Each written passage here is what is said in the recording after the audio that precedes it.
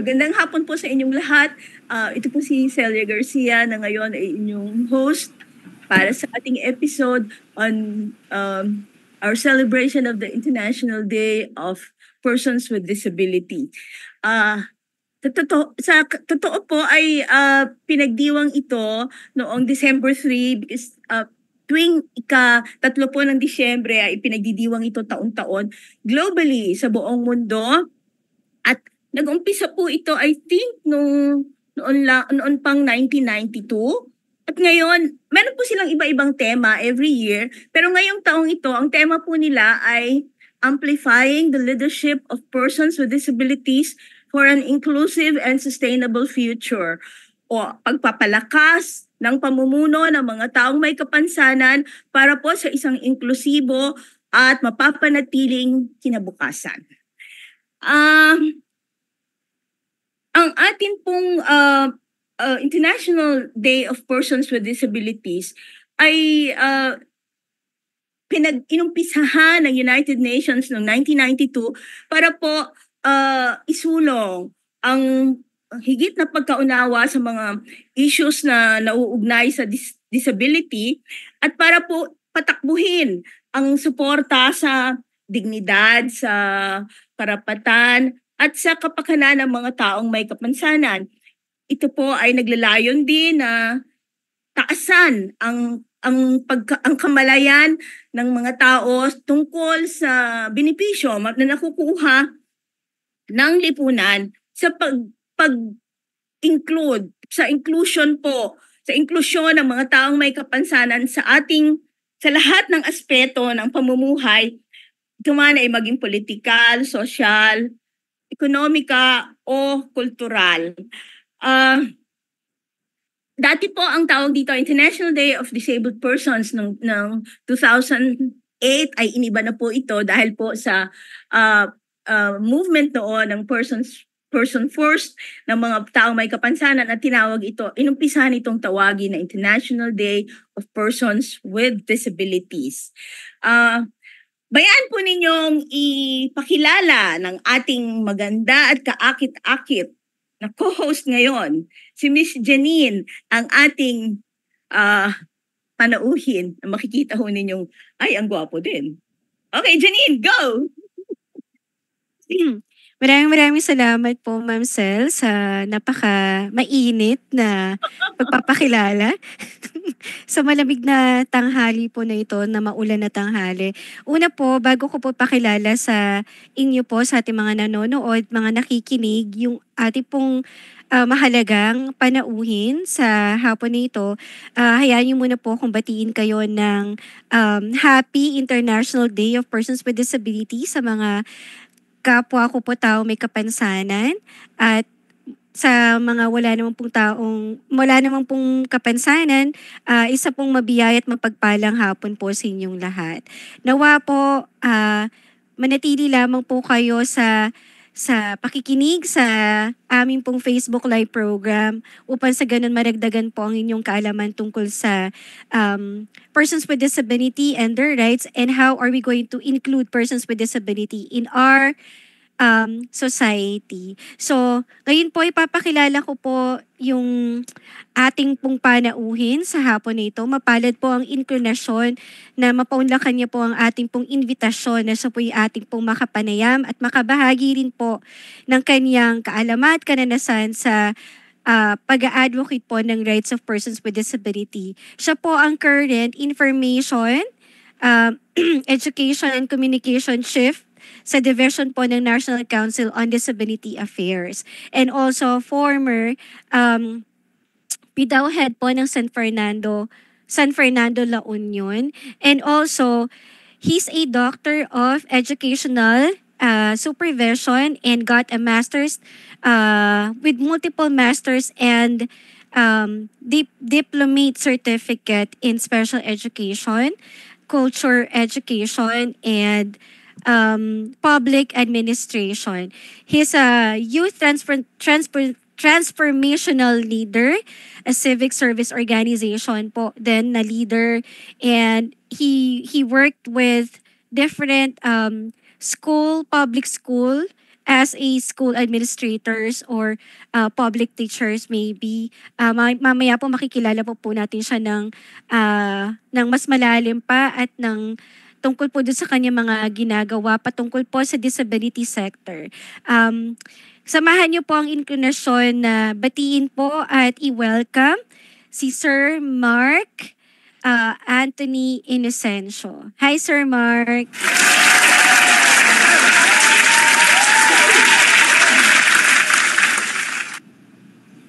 Maraming salamat doon sa napaka-lamig na introduction, Miss Janine. And of course, sa ating host, Miss Celia Garcia, na napaka-beautiful everyday na lagi kong nakikita kapag may mga meetings. Magandang hapon po sa inyong lahat. And of course, sa atin pong mga tagapakinig at mga nanonood sa Facebook Live, sama-sama po tayong magkwentuhan at matuto patungkol sa mga usapin ng persons with disabilities. Maraming salamat, Mark. Alam po ninyo, bago kami nag-umpisa ng aming broadcast ngayong hapon, ay tinatanong ko sa amin ni Janine, totoo bang gwapo yung ating guest? Hindi ko alam paano nalalaman itong si Janine. Meron ho itong sense tungkol sa mga gwapo kahit ho hindi nakakakita. Nararamdaman po kung sino. Opo. I can see by heart. Ayan. Oh. And ano yun, Ma'am Cel, genuine yun. Totoo yun. Diba? Totoo ba yun? Totoo ba yun, Miss Janine? Nararamdaman ba ng mga ng mga bulag, lalaki at babae kung gwapo, maganda, ang sexy ang kanilang kaharap? Lalong-lalo ng mabait. Nararamdaman nila yan. Pag may personality, Sir Ranil. Ewan ko po sa ibang mga person with visual impairment, pero siguro it's a gift din sa akin na nararamdaman ko kahit sa boses, kahit sa, basta, may magic. Yes. Mga kasama Ma'am Celia, parang maganda yan tanongin. Kaya magtataka ako, Ma'am Celia, no? Bakit wala pang napusuan hanggang ngayon si Janine? Wala, sir, ako ba i-interviewin dito? Hindi ano lang ginagawa lang natin to, Sir Mark, na live moments, di ba? Opo. Hindi ka ba, Sir Mark? Seryoso tayo eh. Sige, sorry na nga. Na-interrupt ko kayo. Kasi kayo makakasama si Ranil, si Kuya Ranil, para ho lalong magpaliwanag at magpaspay sa ating mga usapan ngayong hapon. Bago ho yata tayo magtungo sa ating main event, ay may nais silang i-play na maigsing video para po makilala ninyo kung ano ang NCDA at ano ang kahalagahan nito para sa mga taong may kapansanan. So, maigsi lang po ito. Magandang hapon po, ma'am. Ay, magandang hapon po. May bakante pa po? Opo. Kunin mo na po muna ito. Thank you. Salamat po. Thank you po. Kumusta? Ano yung hawak mo? Tungkol ito sa National Council on Disability Affairs. Basahin natin. Ang NCDA ay isang ahensya ng pamahalaan na naatasang bumuo ng mga polisiya, aktibidad at mga programang naglalayong tugunan ang mga issue at pangangailangan ng mga PWD. Tungkulin ng NCDA na masiguro na naipatutupad ng tama ang mga batas na nagsisilbing proteksyon sa karapatan ng mga PWD. Halimbawa sa mga batas na ito ay ang Magna Carta for the Disabled Persons, Accessibility Law, at ang White Cane Act. Hindi ko alam na yun palang ginagawa ng NCDA. Ako rin eh. Ngayon, alam na natin.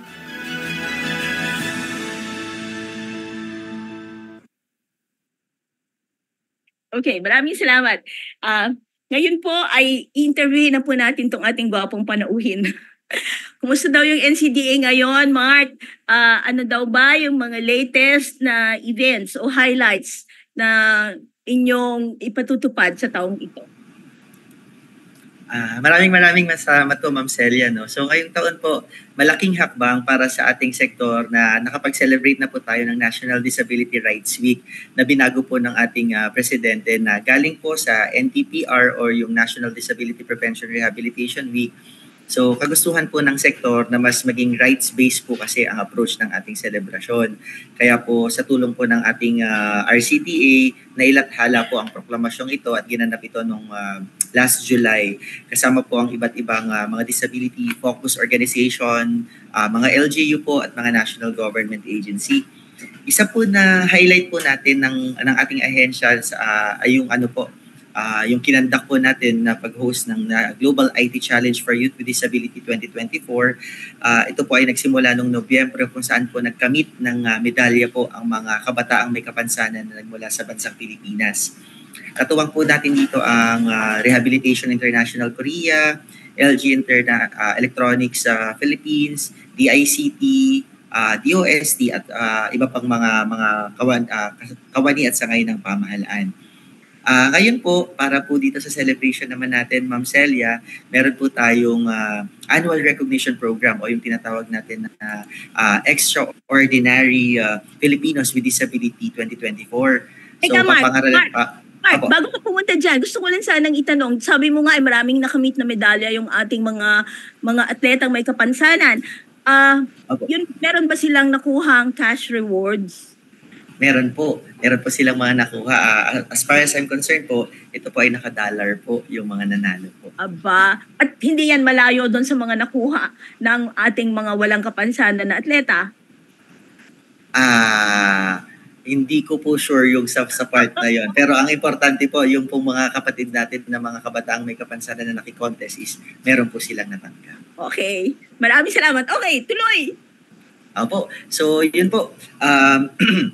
Meron din po tayo yung annual recognition program na gaganapin po as part of our celebration naman ng ating International Day for Persons with Disability na ginanap kahapon at gaganapin naman po yung ating pong awarding sa December 10 sa Laccent Hotel dito po sa Quezon City. So paparangalan naman po natin yung mga iba't ibang Pilipino mula sa Luzon, Visayas, Mindanao na may kapansanan sa 6 po na kategorya. Ito po yung employee with disability, both government and private. Meron po tayong woman with disability, youth with disability, yung athlete with disability, at saka yung person with disability leader po natin. So, nagkaroon din po tayo ng pagkakataon na i-represent po ang NCDA or ang NCDA po ay nag-represent or ni-represent ang ating bansa sa international event katulad po ng APEC Summit noong pong May na ginanap po sa Arequipa, Peru, kung saan po tumalo po ang ating butihing Executive Director kasama po si Sir Randy Calcena para sa Human Rights Development Working Group meeting at iba pa. So nakasama din po tayo sa 17th session of the Conference of State Parties to the Convention on the Rights of Persons with Disability sa New York noong pong Hunyo at ang ating pong butihin na Executive Director po ang dumalo po dito. Maraming salamat din sa mga inilahad mo sa amin na mga kaganapan tungkol sa mga international conventions at mga conferences na pinuntahan ninyo. Ngunit sana, ang inaasahan namin mangyayari, yung mga natutuhan at mga nakuha ninyo sa convention na yan ay ma-translate sa action plan na kung saan magbe-benefit ang ating mga taong may kapansanan dito sa ating bansa. So, meron bang mga konkretong plano na, Mark, para sa next year o ito ay nasa planning stage pa lamang? Actually po, meron na po tayong nagawa na po. Meron na pong 2 pong youth with disability na uupo na po sa international arena for persons with disability na pumunta na rin po ng Taiwan. Opo, sila po yung nag-represent ng youth with disability. So ibig sabihin po, nasisimulan na po natin yung ating pong representation ng hindi lamang ng mga organization pero kundi po pati yung mga bata at mga kabataan na may kapansanan para maging part po sila ng ating pong yung katulad po ng team natin, yung Amplifying the Leadership of Persons with Disabilities. Yun. Napaka-importante na yung pamumuno ay maibaba natin doon sa mga nasa grassroots. And maraming salamat sa ginagawa ng NCDA towards this. Ngayon, ang susunod nating katanungan ay nauukol daw dito sa bago ninyong programa ang tawag ay Project Stream with Paul Foundation for the Blind. Ang magtatanong sa iyo nito ay yung ating kaakit-akit co-host na si Janine. Dahil yan ang may connection dyan sa mga taga-call. Okay, Janine, go! Yes, thank you, Ma'am Sel. Kasi po, Sir Mark, nag-guest po namin yung mga taga-Call Foundation, si Doc Rex and then si Sir Lauro. And pinag-usapan po namin, tinalakay po yung stream project po nila ng ASEAN Enabling Master Plan. And they also shared that they've already signed a MOU or Memorandum of Understanding with National Council on Disability Affairs. So, Sir Mark, can you share with us ano po ba yung perspektibo po ng National Council on Disability Affairs patungkol po sa proyekto po na ito ng Call Foundation and the ASEAN Enabling Master Plan po? Yeah. Oo, tama yun, Ma'am Janine, no? Meron na tayo pong Memorandum of Understanding. So, with NCDA, tsaka yung Call Foundation of the Blind Incorporated, para po maipromote at sundan po yung ASEAN Enabling Master Plan 2025. Ito po yung pag-mainstream ng rights of persons with disability. So, dahil parehas naman po ang nilalayo at isinusulong ng ating ahensya at ng Call Foundation of the Blind, talaga naman po mapapadali ang pag-abante ng proyekto na nais nating ipatupad. So, patungkol naman po doon sa sinasabi po natin kanina na Project Stream, bukas loob po naman na susuportahan. Commitment po ito ng NCDA sa proyektong ito. At ito po ay magsisilbi po kaming gabay para sa Call Foundation for the Blind Incorporated at iba pang mga partner ng Project Stream.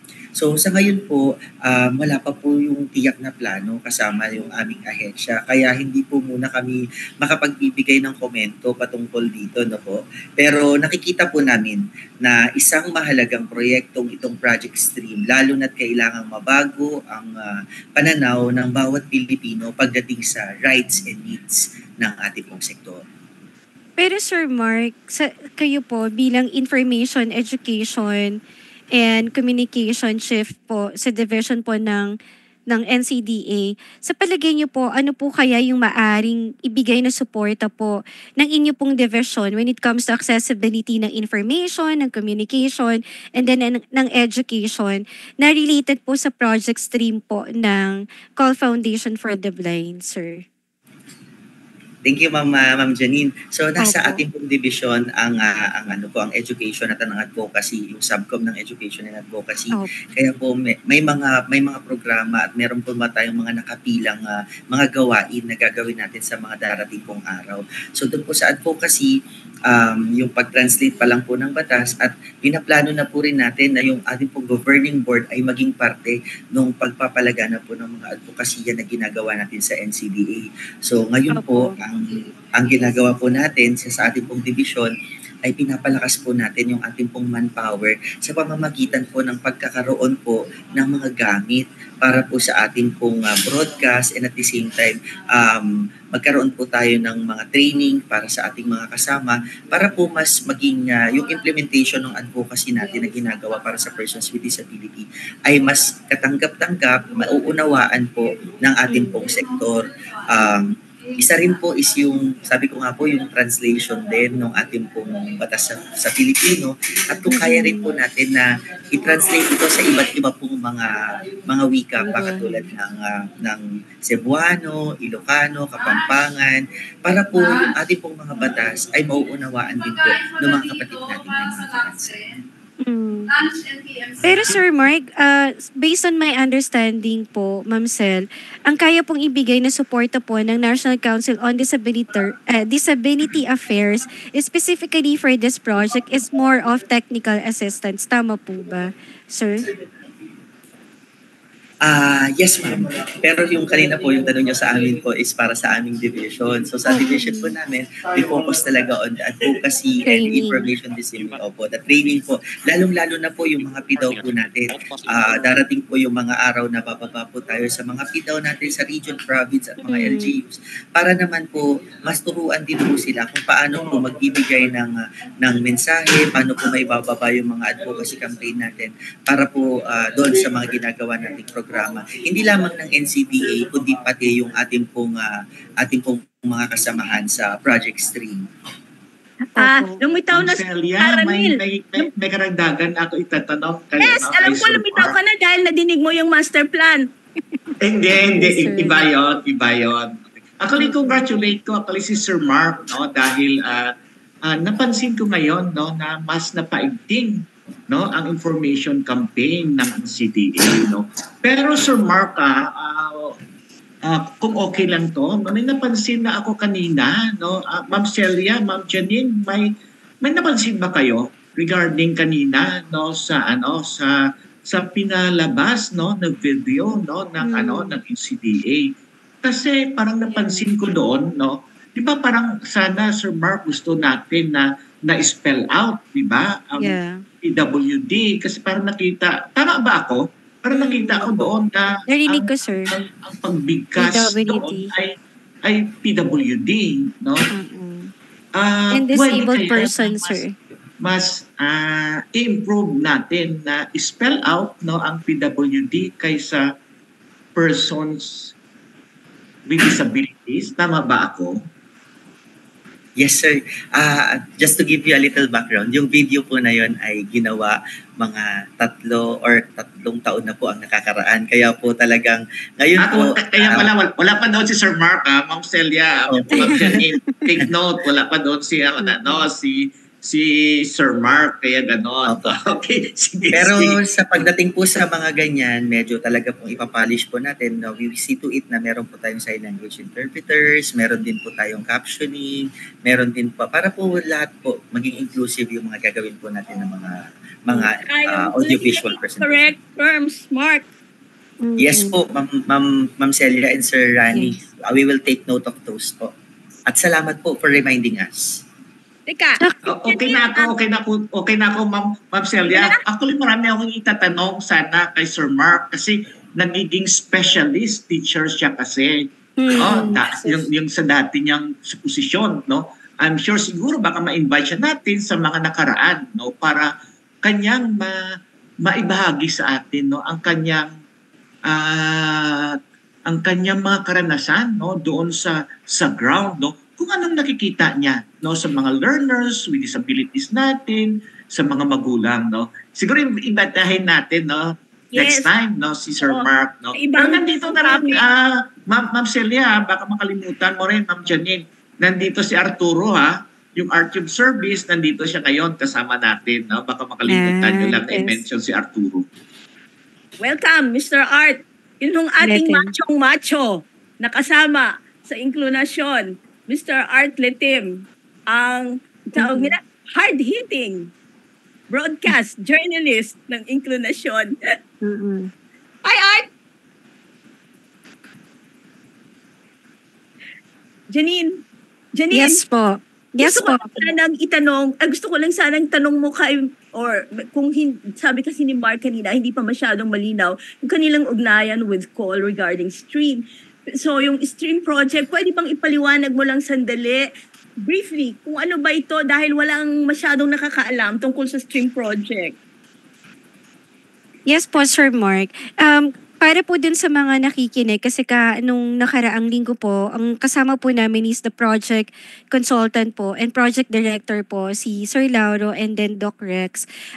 We would like to know po, Sir Mark, ano po ba yung nilalaman ng Memorandum of Understanding? What would be the participation? And then, ano po ba yung kasi ang duration lang po yata ng inyong project, ng project stream is 1 year lang po ba, sir? And then it's nationwide. And it focused on the accessibility based on my understanding. Infrastructure, accessibility, and then also, they're also focusing on the BP pambansang yung BP 344, sir. Tama po ba, Sir Mark?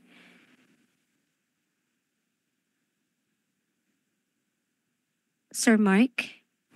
Yes, ma'am. Yes, Ma'am Janine. Opo, tama po yan, ma'am. Opo. So yung mga activities kasi po nila, Ma'am Cel, ang may po talaga doon, ang may yung project implementation po kasi, Ma'am Cel, is the Call Foundation Incorporation. And then I think Camarines Norte, po yung isa sa nag-ano rin po nung sa ASEAN Enabling Master Plan, ang pangalan po ng kanilang project is the Inclusion, Equity and Inclusion for All. So, yun po yung focus po talaga ng project nila is inclusion and make the society equitable for persons with disability when it comes to access. Hindi lamang po sana sa infrastructure in all aspect like information, yun nga po yung sinabi yung nakaraan, and then the communication, web accessibility rin, Sir Mark, tama po, di ba? Kasi po ang understanding minsan po ng mga tao, Sir Mark, when we talk about accessibility, is only focus on infrastructure, the BP 344. Pero we tend to forget or sometimes we overlook yung accessibility rin po ng mga web for persons with visual impairment and for persons with intellectual disability, sir. Tama po? Yes po, tama po yun. Opo.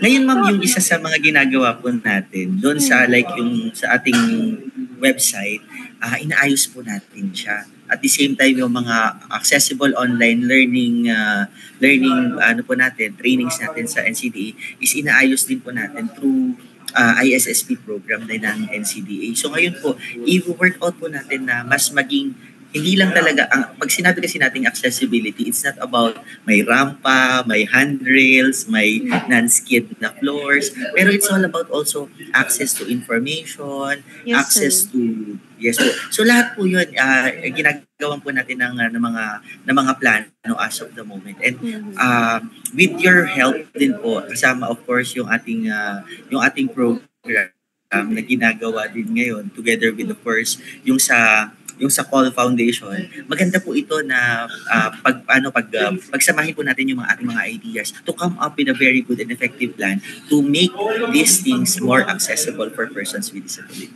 Yes, sir. So ano po, as representative po ng National Council on Disability Affairs Office, so isa po yan ahensya ng gobyerno. So ano po yung initiatives or initiative or support that you could give to really promote and implement po the ASEAN Enabling Master Plan po sa Pilipinas, sir?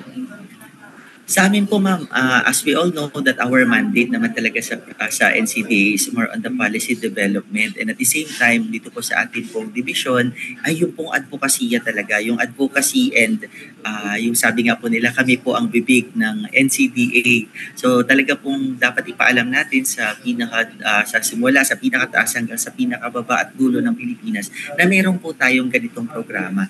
And of course, together with you, hindi naman po talaga kakayanin talaga ni NCTA kung kami lang po. Totally honestly, we are only around 50 plus dito sa opisina, and we have how many municipalities and LGUs in the Philippines, and as of the moment in the PRPWD meron na tayong 1.8 million. So ginagawa naman po natin ang paraan or ginagawa natin yung ating makakaya to support the different programs that we are doing as of the moment. And even sir sa UNCRPD, tama po ba sir? May mga initiative na rin po kayo and best practices that really promoting the UNCRPD po, sir? Ay, opo. So lahat po ng mga polisiya, programa at proyekto po ng NCDA at ng ating pong governing board ay alinsunod po at nakaangkla naman po sa international obligations and commitment po ng ating bansa. And of course, yung kasali dito yung ating pong ASEAN Enabling Master Plan 2025 at yung pong United Nations Convention on the Rights of Persons with Disabilities. So sinisigurado naman po ng ating pong ahensya na nagagampanan po natin yung ating pong obligasyon. Kagaya nga po nung sinabi ko po kanina, meron po tayong mga representante na ng mga kabataan para po tumayo naman na bilang representation natin sa international arena for persons with disability. So kaya rin po nagkaroon din naman tayo ng Memorandum of Understanding sa Call Foundation for the Blind Incorporated dahil nga po pinapahalagahan ng ating pamahalaan yung ating pong obligasyon, yung ating pong commitment sa ASEAN Enabling Master Plan 2025 po. Para ito po ay isang pangarap na maisa sa katuparan. Kabog. Ma'am Sel, kayo po. So, okay. So, yun, thank you, Janine, for clarifying this na yung palang project stream, ang main focus ay yung accessibility infrastructure. na ipapatupad sana sa ating bansa tungkol sa karapatan ng mga taong may kapansanan at sa kanilang kapakanan.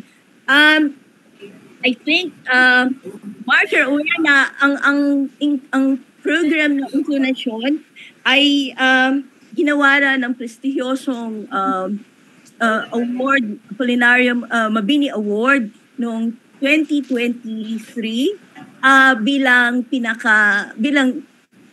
kauna-unahan na inclusive online program sa buong Asia, I think, and maybe in the world. And pinagmamalaki po namin ito, kaya isa po sa isinusulong naming advocacy ay yung inklusyon sa accessibility ng mga taong may kapansanan. Thank you for supporting this project of ours. Raniel, meron ka bang tanong? Bakit alam mo, Ma'am Celia, talagang may tanong ako kay Sir Mark nung una. Kasi kanina, narinig ko, nakasama pala siya ni Edie Relova nung nag-attend ng conference ba o state party sa New York, Sir Mark? Si Sir Randy po yung kasama po niya. Saan ka nakasama, Sir Mark? Ano po, ano lang po, hindi po ako kasama sa Peru, wala pa po ako dito nun sa NCDA, pero si Sir Randy po ang kasama niya po na pumunta. No? Okay. Akala ko kasi Sir Mark nandoon ka na. Pero anyway, ito kasi Sir Mark, ang tinatanong namin parati, ha? Okay, ng sector of persons with disability. Maraming mga ahensya ng gobyerno, yung mga kinakatawan, na nag-attend sa mga constructive dialogues. Sa UN, either sa Geneva, sa New York. Kaya ang tanong ko sana, after maka-attend ng mga international conference, convention, constructive dialogue, papaano, like in the case of NCDA, I'm sure na nakatanggap na tayo ng comment, findings, and recommendation ng committee ng UN on the CRPD.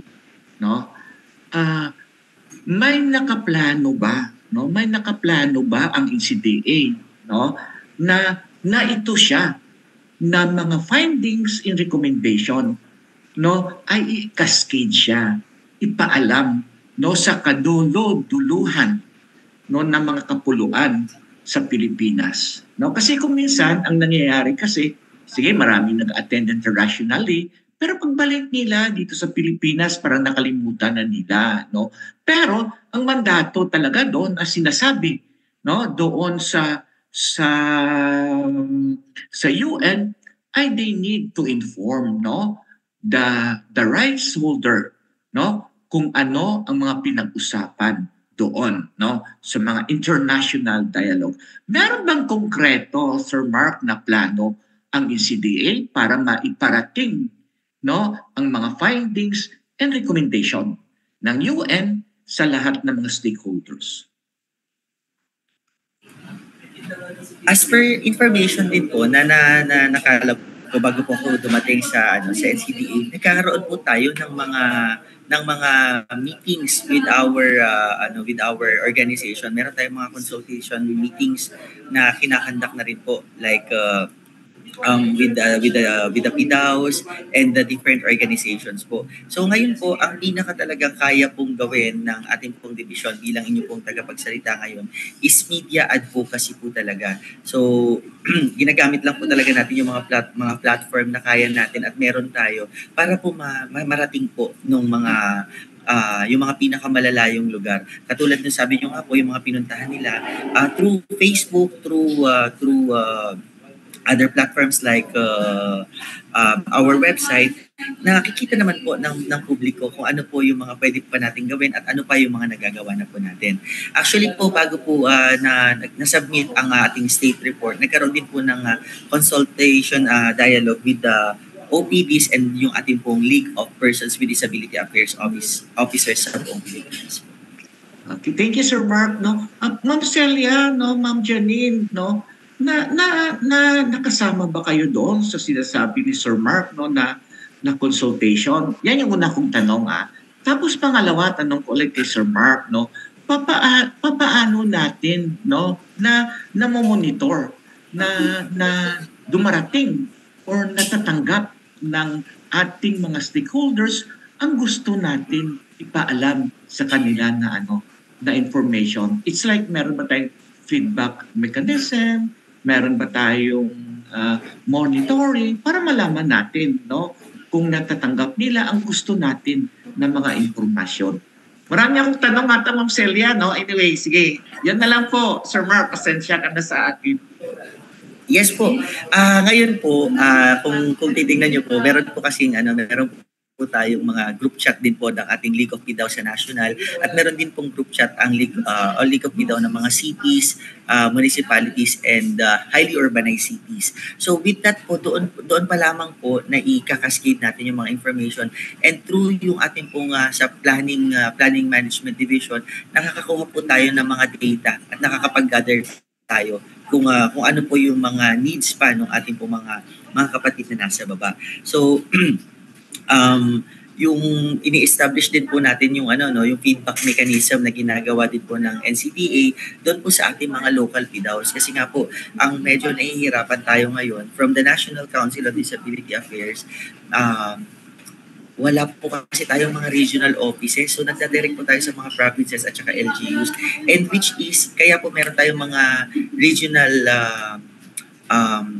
yung mga RPCs po natin, sina Attorney Walter, sina Ma'am Bing, sina Sir Randy. Kaya po medyo nakaka-establish din tayo at masigurado po natin na lahat po ay naririnig, lahat po ay nabibigyan ng pagkakataon na magsalita doon po sa ating mga regional Council on Disability Affairs at mga PDAOs po. At the same time, yung mga OPDs po natin or yung mga organizations po ng mga persons with disabilities.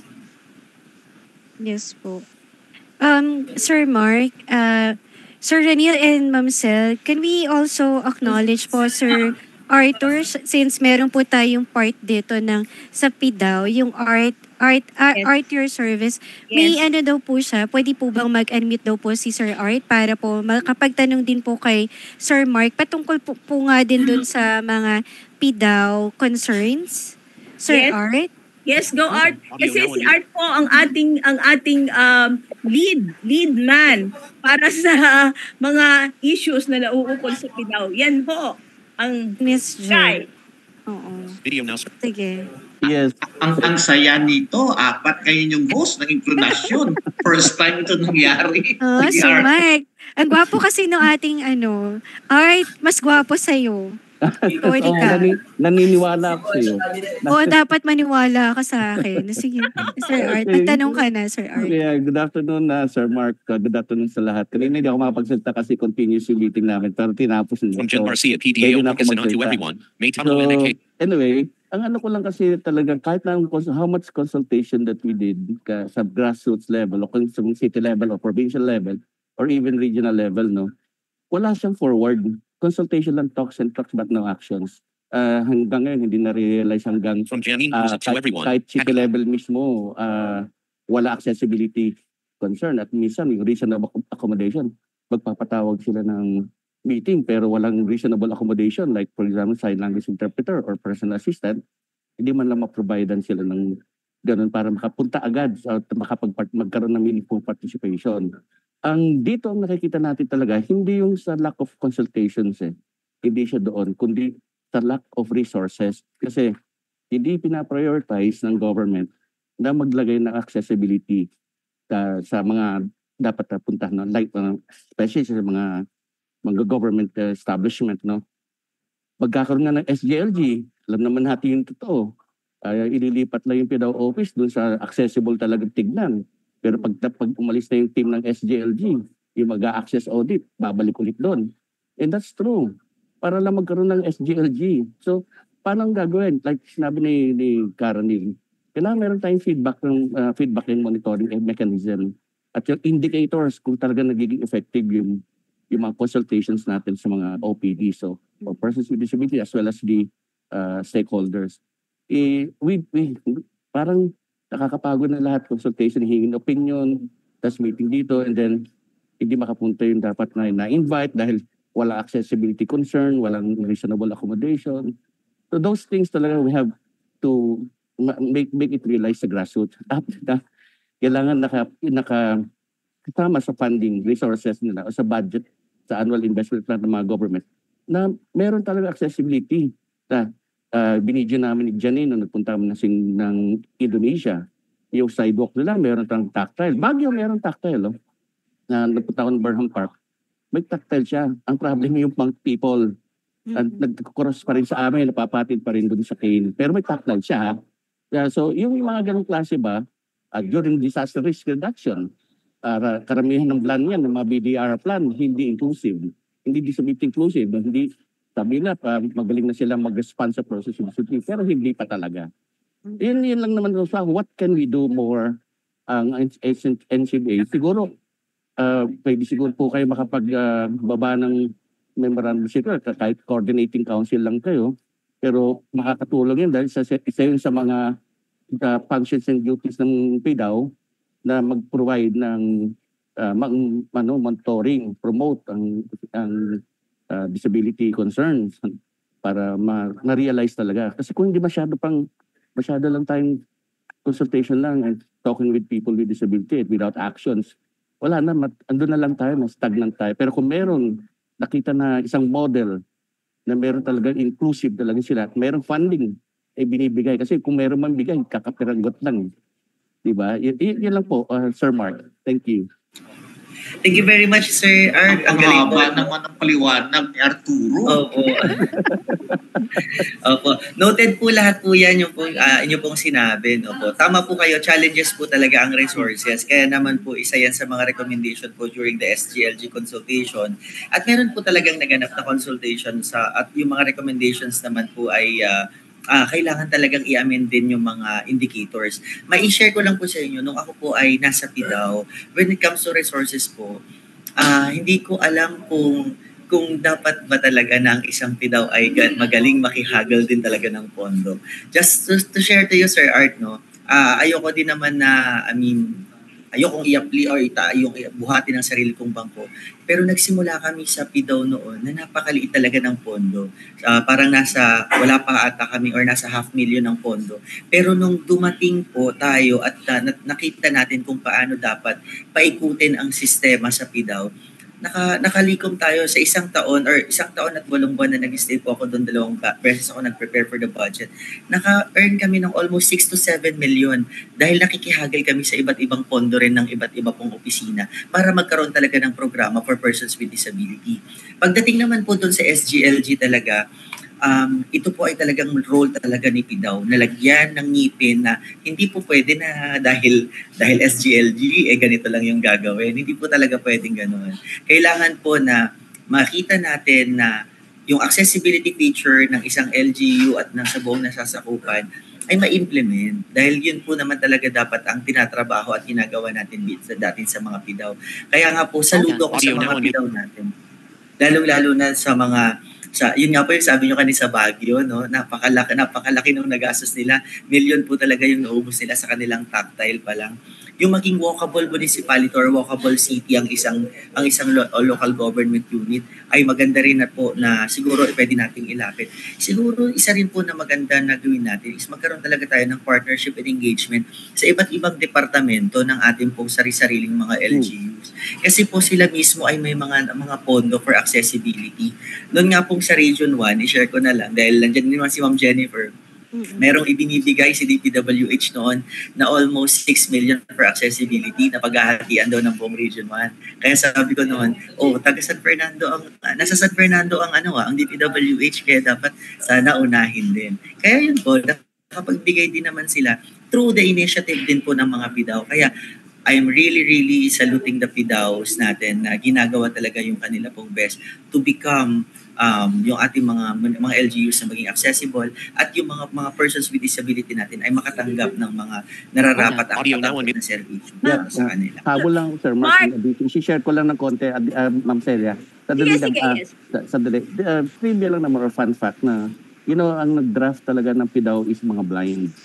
Yung Philippine Blind Union, iyan ang nag-draft hanggang naipasa ng 2010 yan. Pero maghanap ka ng blind na PDAW officer. Wala talaga ang mangyayari. Pero sana tayong isa, namatay na, kung taga San Jose, si Carlo. Pero ayun yung mga problema natin. And ako nung modesty aside, no, when I was the president of the Calamba Federation, ano pa lang ngayon, OPD pa lang, hindi ako gobyerno. Pero I've come up, nakapag-approve tayo ng budget na 30 million para sa persons with disability. Because I have training sa budget, access sa budget. May training ako. So, hindi sila makahindi dahil doon sa training ko. Kaya makukuha natin budget. Ang point ko lang dito, sana, if we could convene those persons with disability affairs office at magkaroon sila ng training sa access ng budget. Kasi some of them are really appointed. So they are beholden to the local chief executive. That is the problem talaga. And some of them ay nagiging competitive ang federation. They want to overpower the federation rather than to work with the federation ng mga OPD. So yung mga concern talaga kasi they believe when they are the PIDAW officers at sila government, they have the authority already. Pero kung ang spirito talaga ng PIDAW law na yan is to harmonize with each other at mag-create ng information sharing environment para sa ganun, ang daming magagawa talaga rather than consultation. O lagyan natin ito sa annual investment plan natin, sa annual procurement plan natin, sa working financial plan natin. Makaka-forward yan kasi yun talaga ang problem. It's not all about resources eh. It's all about resourcefulness. Yun po ang natin talaga. Tama Ma'am Celia, si Arturo, no. Kaya siguro Sir Mark, no, baka sa next na conference ng PIDAW, mahalaga ang topic, no, na binahagi ni Arturo at binahagi mo Sir Mark kasi I think, no, yan yung kulang, no, sa ating mga head, no, ng mga offices ng PIDAW, no. There are budget pero yung knowledge and skills, no, on how to access, no, the different budgets from the different departments, no. Baka ma-push mo yon, Sir Mark, na by next conference ng mga League of PIDAW, no, yan na yung pag-uusapan, di ba, Arturo? Para makuha na nila yung pondo, no, at huwag na sila mag-away-away muna sa mga federasyon, di ba? Kasi siyempre, alam namin yung mga nangyayari, di ba, Arturo? Para yata ano sa palagay mo, Sir Mark?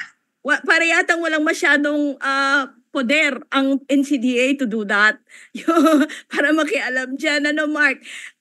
Ang gusto ko lang sanang, nakalimutan ko tuloy yung tatanungin ko dahil dito sa dalawang alam mo ninyo, itong mga issue na nire-raise ng ating mga magigiting na mga gentlemen na ito about PIDAW ay hindi ho natin kayang sagutin at tapusin dito sa ating episode dahil napakailangan po ang higit na malalim na pagsususi at pag-aaral at paglalahad ng mga isyong ito. Natatalakayin ho natin sa mga susunod na episode.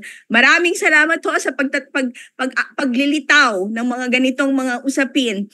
Ngunit, Mr. Mark, nadinig ko lang kanina sa sinabi mo because based doon sa mga nauna mong mga pahayag, yung isa sa pangunahing objective ng inyong grupo sa NCDA ay para maging boses ng NCDA tungkol sa mga polisiya na gusto nyo sanang ipakalat sa Pilipinas about the welfare of persons with disabilities in the country. And nabanggit mo na isa sa mga ginagawa ninyong training ay broadcasting, training on broadcasting. Ano ito, Mark? Pwede bang pakilinaw? Katulad din po ng ginagawa natin sa Inclunation, no? Actually, nung ako po ay wala pa ako dito, napapanood ko na po ang Inclunation. And I really love yung batuhan po natin ng mga usapin ay napakaganda po. So meron din tayong tinatawag po na Inclusive TV dito naman sa NCDA. Ito naman po, dito po ay may mga episode din tayo kung kakayanin po natin na maglabas ng mga episode na kung meron tayong mga live na mga activities at kaya rin naman natin na pre-recorded na. Ito naman po ay ililinawin natin yung mga paulit-ulit din po kasi na itinatanong sa atin ng publiko katulad ng mga kung ano po ba yung mga batas para sa persons with disability, explanation po ng ating pong Magna Carta, yung pati din po yung kung saan po sila pwede pumunta na PIDAW. At dito rin po pwede tayong mag-invite katulad ninyo sa Inclunation. Kung ano naman po ang ginagawa ng Inclunation din para sa mga kapatid nating may kapansanan. So it's all about sharing good deeds and good practices and ideas on how to deliver information to the general public para po makita natin at malaman natin na meron po tayo na existing na na pagpapalawak ng mga impormasyon para sa ating po kapatid na may mga kapansanan. Ayan. O, challenge din kayo ni Sir Mark. Ano itong ginagawa na inklunasyon? No? Konkreto na ginagawa na inklunasyon, no? Para sa sektor ng may kapansanan. Kaya niyo bang sagutin yan, Ma'am Celia, Janine, Art? Teka. Alam mo, Ranil, noon pa ay pinag-uusapan na natin nung ang administrator pa ay si Juniro. Si Junairo. Noon pa ay pinag-uusapan na natin na magkakaroon sana tayo ng isang segment sa inklunasyon na itanong mo sa NCDA. Itanong mo kay Don. Ma'am Celia, itanong mo kay Don. Pero it's all about NCDA at kung... Nawala na kasi si Sir Don, Ma'am Celia. So siguro yung next atin na segment, itanong mo kay Mark. At saka mas magugusto ng mga tao yan. Ako. Yeah, kasi gwapo-gwapo, di ba? Maraming manonood sa atin. Kasi hindi naman gwapo at mata si Don. Pero si Mark ay may kanyang appeal. Kaya maaari natin i-pursue yan with NCDA para sa ating bagong segment. Pero meron lang sana akong tatanong, Mark. About your program sa mga susunod na taon about yung activities of persons with disabilities, kasi isa sa mga inilabas na bagong study, I think yesterday only, ito ay about readiness for disaster ng mga taong may kapansanan. At ang nagbigay nito ay isang grupo na nakalink sa Harvard. Ang sabi po nila, yun daw mga taong may kapansanan ay napakababa ng readiness about disaster. Kalahati lang daw halos ng mga taong walang kapansanan. At yung mga yung kanila daw recovery ay hindi pareho ng mga taong walang kapansanan sapagkat hindi sila nabibigyan ng training, ng resources, at ng enough assistance from the government. Meron bang nakaumang na programa na nauukol dito ang NCDA?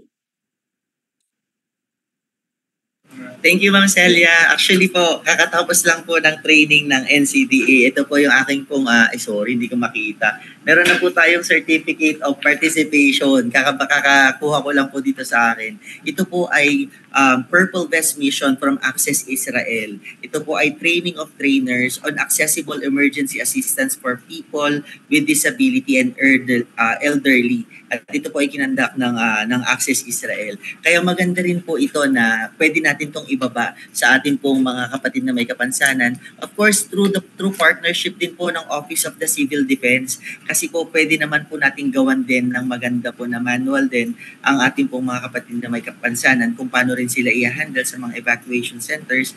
And at the same time, yung ma-empower po sila na maging ready when it comes to first aid and other forms ng emergency na pwede po natin paghandaan. Kaya po, ito ay bababa natin sa mga susunod po na mga araw. Siguro by early next year po, magagawa natin ito ng plano. Through partnership din po ng inklunasyon at the same time ng mga local government units natin kapag meron po silang mga pondo na pwede po natin gamitin.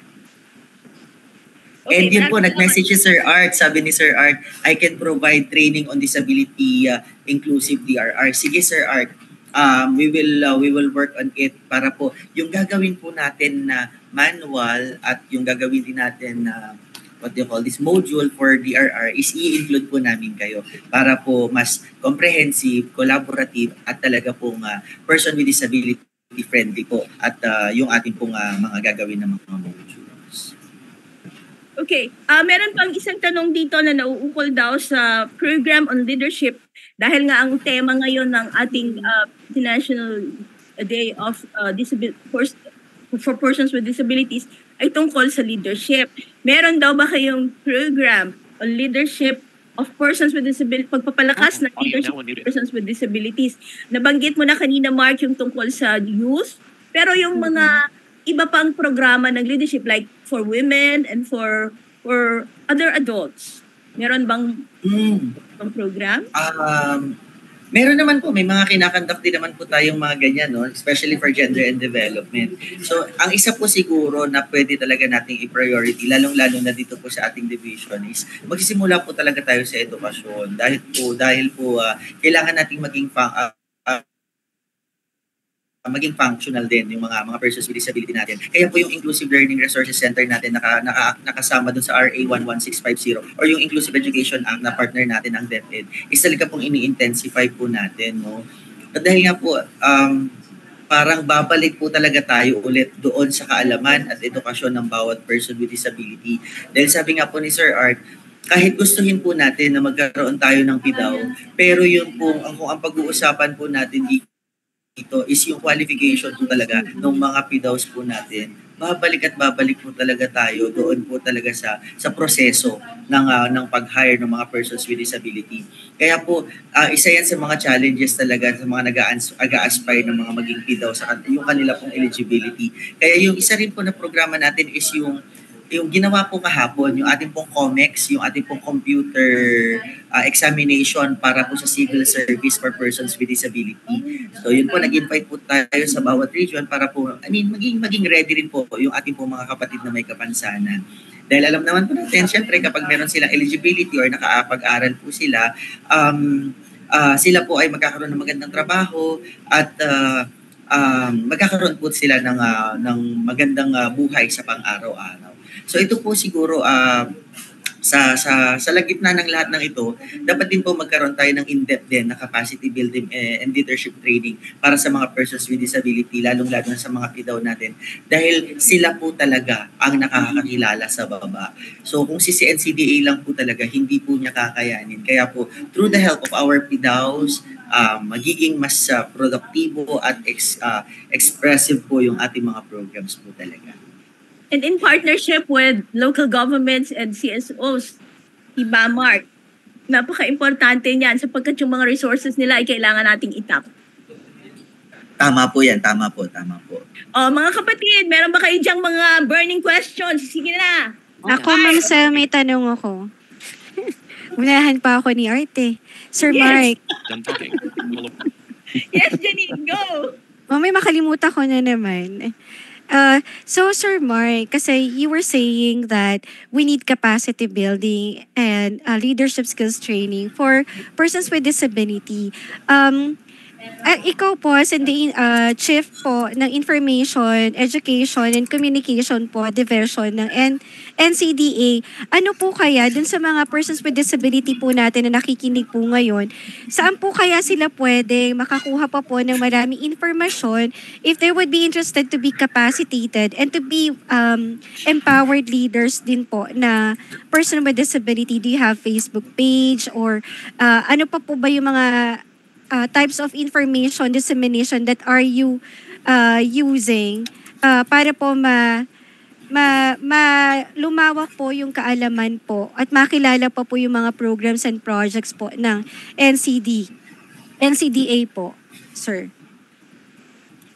Yes, thank you Ma'am Janine, no. Meron po tayo yung ncda.gov.ph online courses. Ito naman po ay iba't ibang mga free online disability related trainings na pwede pong makuha ng ating po mga persons with disability to be equipped doon sa ating capacity building para maintindihan din po nila na, for instance, yung ating pong blind community, maintindihan din nila yung mga deaf, yung ating may mga intellectual disability.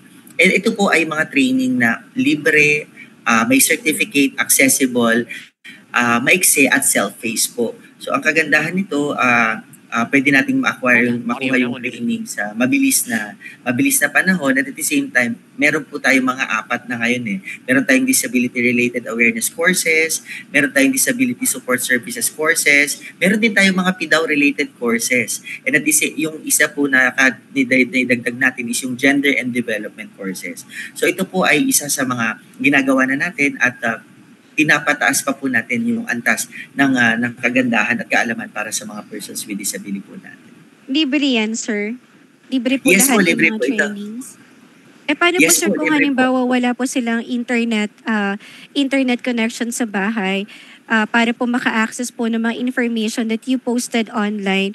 Do you have other methods po or tools? Like, meron po ba kayong phone number or hotline number that persons with disability can call to seek for assistance po, sir? Yes po, meron po tayo.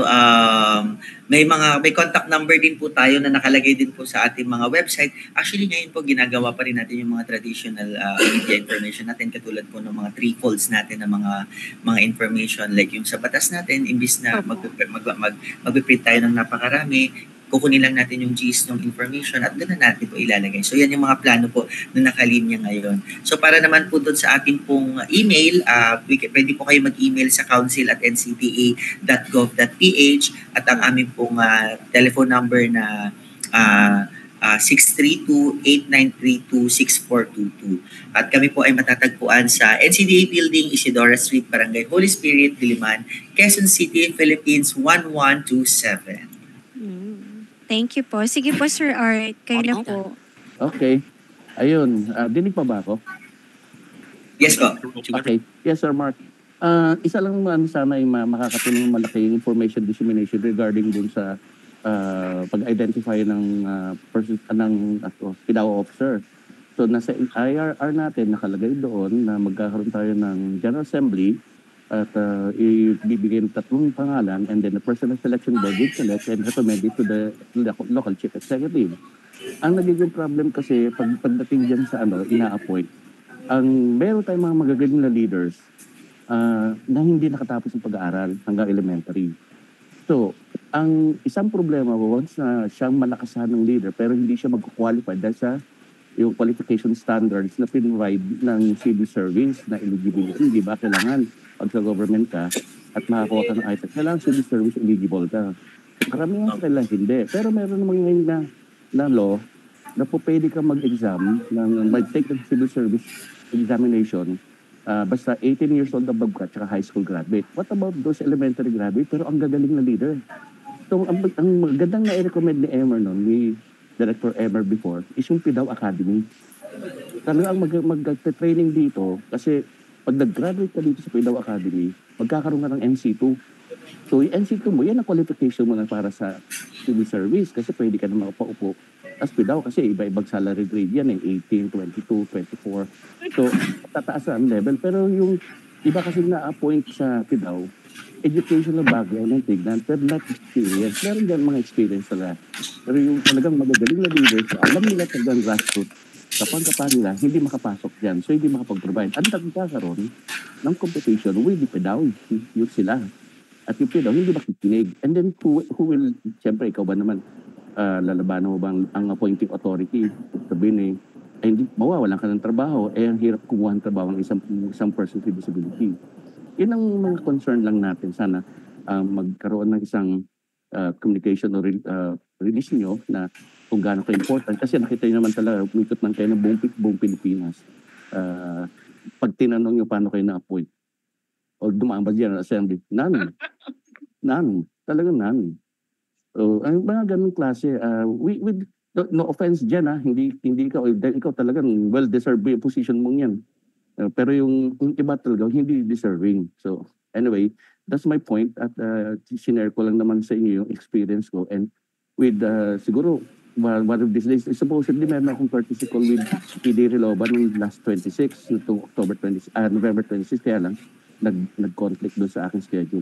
So probably anytime na pwede ka, Sir Mark, magkausap man tayo sa phone or mismo in person kung kailan yung availability. Thank you. Maraming salamat sa iyong magagandang ideya. Sa iyong magagandang ideya. Art, kulang talaga yung ating episode for your views. Kaya kailangan ng another separate with Mark and you and also Ranil. Bago tayo magtapos, malapit konting, wala na tayong actually oras. Gusto ko lang sana bigyan ng konting panahon si Jen na magpakita dahil alam ho ninyo ang ating si Miss Jen Garcia ay nanalo bilang Outstanding Government Employee of the Year. Yun pong award ng NCDA. Jen, pakita ka naman. Bumati ka lang.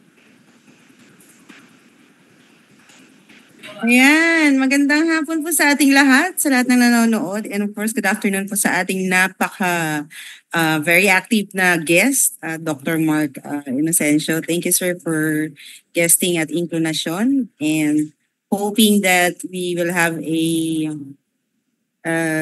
collaboration with you po in terms of advocacy po. Ang Inclination po ay lagi kong narito na sumusuporta po sa NCDA. And thank you so much po sa lahat ng support po ninyo sa Inclination. And to my Inclu family, I love you all. And thank you sa inyo. You are all my mentors. No? Kung ano man po yung nakamit po natin ay para po ito sa sector. And of course, dedicated po itong lahat sa ating mga persons with disabilities na inspirasyon naman po natin bilang isang public servant. Yan po. Thank you so much po. Yay! Congratulations, Jen! Oh, last word, Janine. Meron ka bang sabihin? May sinasabi po yung ating technical assistant si JM. May ipapalabas daw pong video ang NCDA. Makakahabol. Kaya pa ba, JM? Nakabalik na po ako kanina po kasi wala akong video. Ayan na po.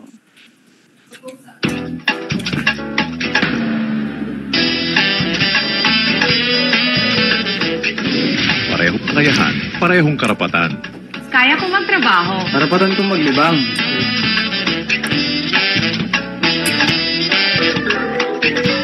Kaya kong tumugtog para sa buong mundo. Karapatan ng kakayahan namin. Igalang ninyo. A message from the National Council on Disability Affairs. Wow! Ang gandang closing video para po sa ating mga kasamang may kapansanan at doon din sa mga wala para higit po tayong maging inklusibong lipunan. Mr. Mark, pwede ba makahingi ng last few words from you to our viewers? Yes, ma'am. So, on behalf of the National Council on Disability Affairs, maraming salamat po sa lahat ng sumusuporta sa NCDA, lalong-lalo na sa Inclination na partner po natin. Sana po ay panoorin nyo rin po yung ating pong annual recognition program for extraordinary Filipinos with disabilities sa ika-10 po ng Disyembre. At samahan nyo rin po kami na parangalan ng ating extraordinary Filipinos with disability ngayong taon. Muli po, palagi nyo pong kasangga ang NCDA sa lahat po ng aspeto ng pamumuhay ng NCDA, ng mga persons with disability.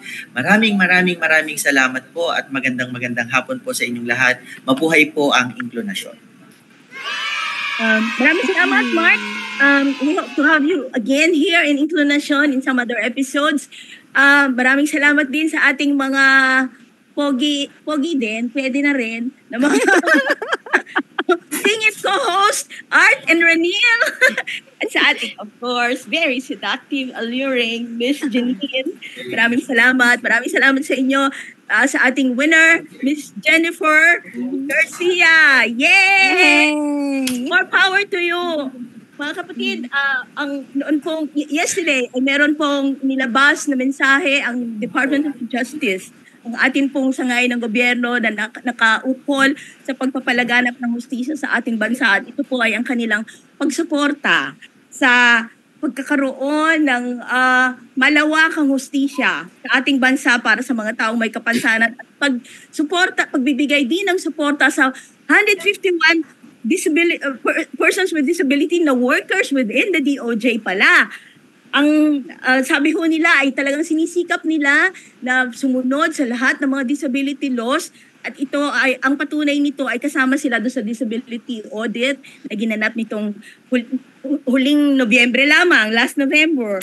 Ang sabi po ng ating Justice Secretary si Crispin Remulla, ang sabi po niya, dapat lahat tayo ay magpatuloy sa pakikilaban kung ano ang tama sa pamamagitan ng pagtatanggol sa mga mahihina, pag-advocate sa pagkakapantay-pantay at inklusyon sa pagsuporta at paggawa ng mga polisiya na mag-empower, magbibigay ng poder sa mga taong may kapansanan. Huwag daw po nating kalimutan, never forget that the true essence of the rule of law is by giving justice to those who need them most. Maraming salamat po mga ka-inklinasyon at huwag ninyong kalilimutan. Lagi na ay isa-isip natin at isa puso. Inklusyon, inklinasyon, now na. Salamat po sa lahat. We would like to thank our sponsors and partners, CBM Global Disability Inclusion, Philippine Coalition United Nations Conventions on the Rights of Persons with Disabilities or PCUNCRPD, ENET Philippines, Norfield Foundation, CISO, Philippine Partnership on Children with Disabilities or PPCWD, Liliane Funds, Deafblind Support Philippines or DBSP, Philippine Chamber of Massage Industries for the Visually Impaired or PCMIVI, Provincial Government of Batangas, PIDAO Pangasinan, Regional Associations of Women with Disability or RAWWD Region 1, Mabini Movement, and of course, the ASEAN Enabling Master Plan 2025 Coalition. Thank you.